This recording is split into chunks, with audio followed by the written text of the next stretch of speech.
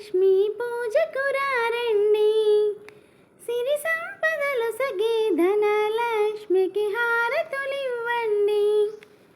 కొలిచిన వారికి కన్న తల్లిగా నమ్మిన భక్తుల కల్పవల్లిగా దయతో బ్రోచెను కరుణా సాగర్యా.